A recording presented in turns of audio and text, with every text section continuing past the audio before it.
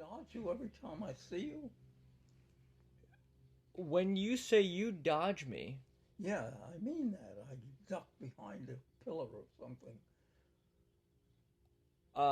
I guess whenever I see you, I always think that you know how you have the cane, so I think you walk around very slowly, but maybe that's just when you're in front of me, but when you're trying to hide from me, you're as quick as a Oh, yeah, cat. yeah. Well, it's life and death situation.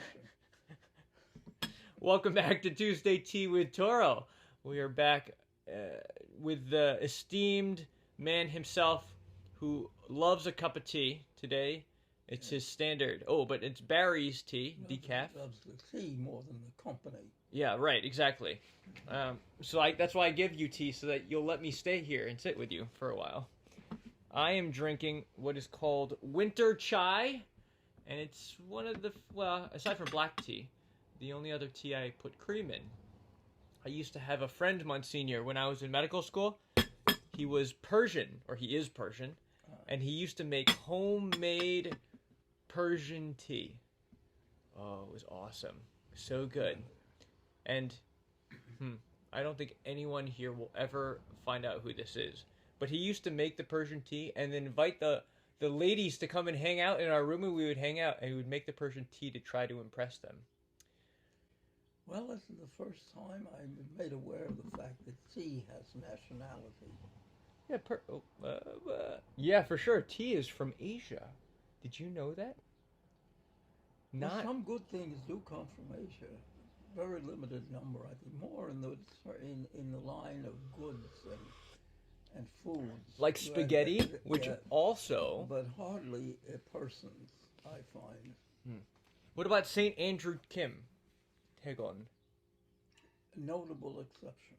What? Who is the first Korean you knew or you met? Wasn't there a Monsignor you used to know? Yeah, someone whom I knew and liked very much.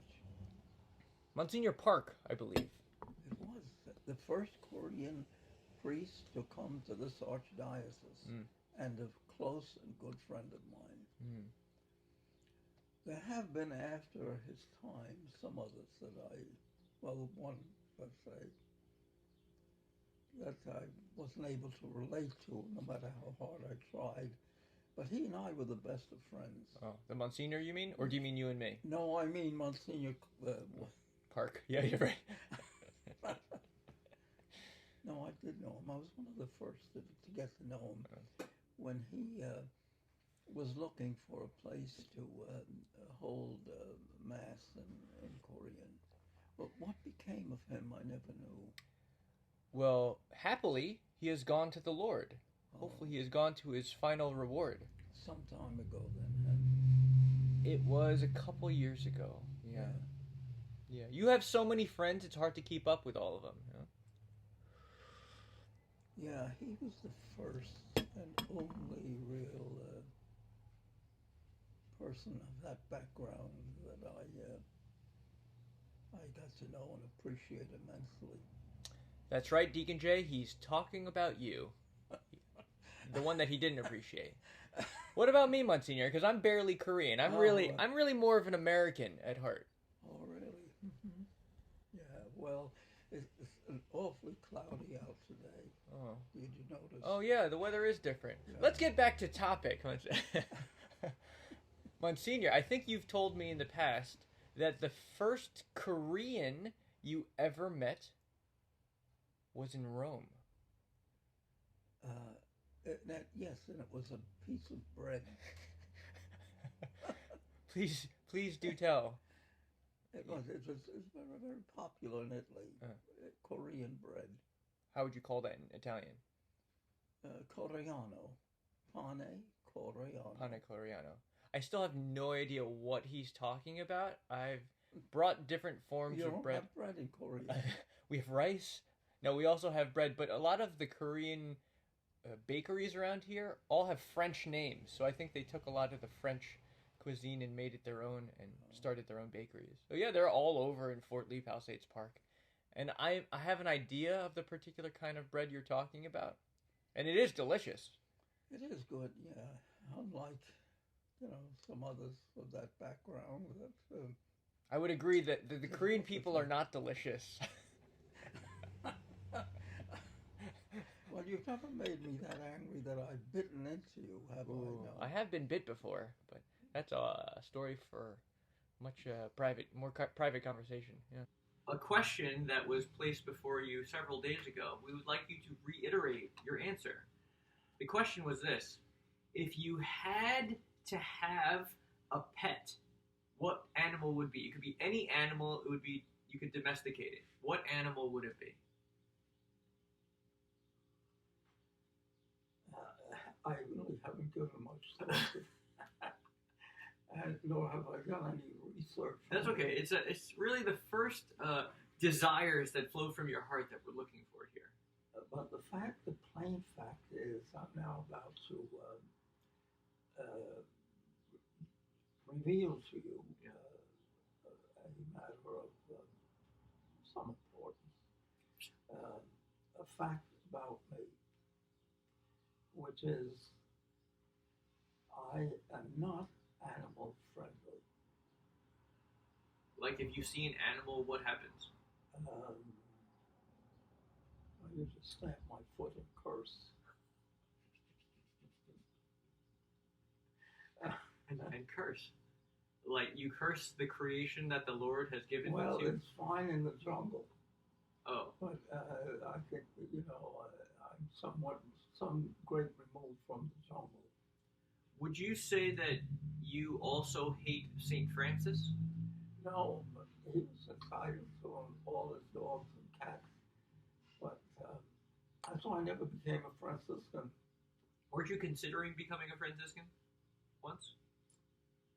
Back in the day? In fact, I was, but didn't work out. It wasn't exactly the love of animals that had drawn me to them. What is your favorite part of the Mass?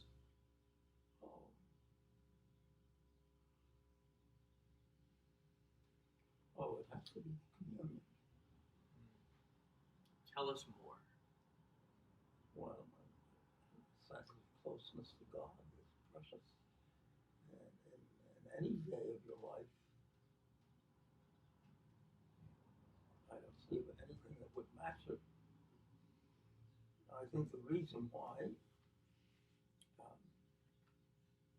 other people mightn't say exactly what I've said is because they haven't given any thought to it. But if they do, they'd have to come up with that same conclusion. Beat that if you can in your day. I think I have one that beats it. Which is the end of my homily. Everyone's happy. Now you really caused a big problem for me because I can't think more of which I rejoice. No, it has to be receiving communion. Okay, good. But right after that comes the conclusion of your homily. Because you were brought to such tears, Monsignor? The sheer beauty and deep truth? No, just relief from lots of a flow of words. What is Shakespeare on that? Full of sound and fury, but now signifying nothing. Oh, yeah. Yeah, well, that would be my judgment on certain homilies that I've heard. Yeah. Well, I feel like any homily that compares with your homily just doesn't compare. Yours is on a whole other genus. It's its own genus, I should say. You got it right, Yeah. No, I think there have been others who have attempted your methodology of the 30-second Sunday homily, and anyone that has attempted it has been cast into the fire by the people. But for some reason, your homilies bring us great joy, and there's always a poignancy to it. That's what people always say. Even it's short and sweet, but it packs a punch. What's your secret, Monsignor? I don't really know. You're just that good, huh? I don't know. It just happened that way with God's help. Did you ever teach a preaching course? No, I never did. No. If you were to teach a preaching course and I was your student, what would you tell me? Well, I would curse and swear at my bad luck to begin with. So that'd be the first class. But then if you had to give me some meat in terms of what the substance of what preaching and good preaching is, what would you say? Oh, I say, just first of all, have a strong point that you're going to make, and then stick by it, and give a concise expression of that point that you want to make, and leave it at that. Um, Do you think that I could ever get as concise as you? Do you think any other priest can ever be as concise as you? Any other can, but you, I don't know. I have my doubts there. I have my doubts too. I think everyone has doubts.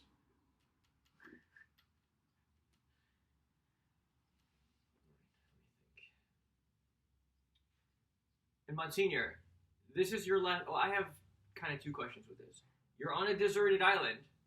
Who's the person that you will be there with?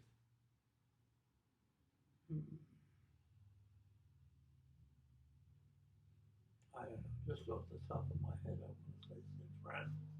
St. Francis? Yeah. But if you hang out with St. Francis, you'll have a lot of animals with you. Yeah, well, we'd have to come to terms on that. Since I don't share his affection for animals. Is that why you always call me an animal? Was I ever that mad at you? It must have been. It was late as this morning. Did you ever meet a pope? It was the German pope. Benedict. Benedict. I was a student in Rome, and the custom in Rome was that he came. I don't know whether this was a custom with all the colleges, but I was at a German college. There were two in Rome. I was at one of them. And the custom was every year the Pope would meet with, I think, any one of the colleges that would come. And we would go to the Vatican and line up.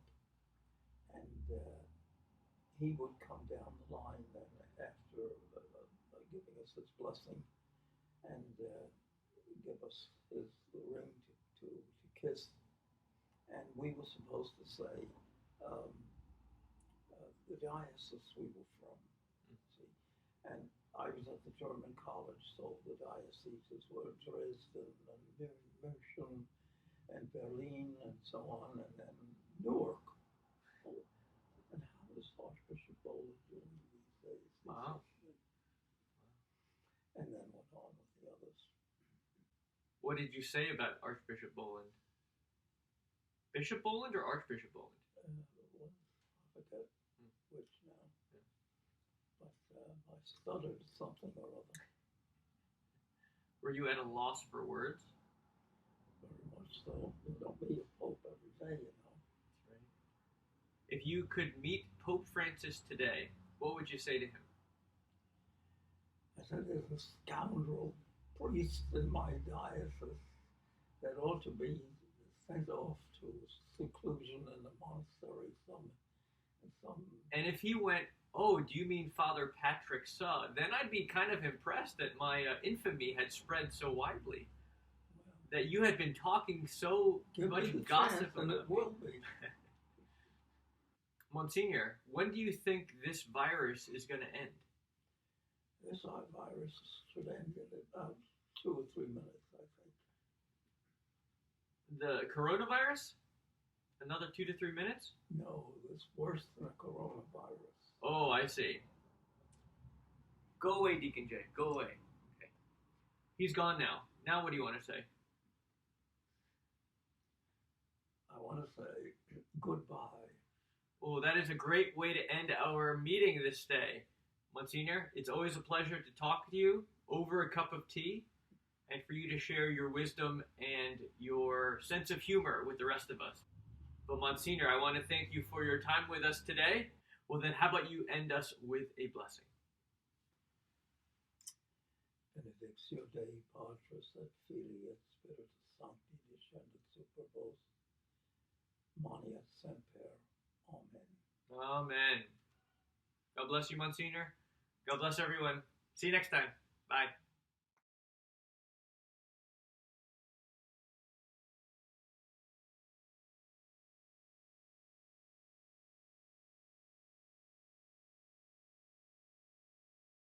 Monsignor, will you just say a bunch of things in this general direction? I'm testing the microphone. Oh, you're testing on, and I can tell you what I really think of you. Yeah, tell me. And it will scandalize the people. Which is what? Okay, this is at level 3. Level 3, everything you just heard. Let's go to 1. You want to test something? Let's say something. Tell us that joke you know. What's that? Tell us that one joke you know. Yeah, the name of it is Father Patrick. Are you saying I'm the joke? You're a joker, all right. Yeah. Let's try level 2. Monsignor, you want to say some poetry, some Shakespeare? You like Shakespeare, right? I like Shakespeare, yeah. You want to recite some Shakespeare to us? Oh, I'm unable to do that. I don't memorize. You could say, "Oh, Father Patrick, oh, Father Patrick." Wait, Romeo, Romeo, oh, Romeo, where are... What is it? No, I can never imagine myself saying that. I can imagine you saying it to me. Why don't you try it? To me. Father Patrick, why don't you get lost? That doesn't sound like Shakespeare. That was level 2. This is level 4. Go. Say something. There's nothing more cogent, necessary, required than to say to you, get lost. Monsignor Turro, when he's off camera, is a whole other person. Let's try level 5. Want to say something?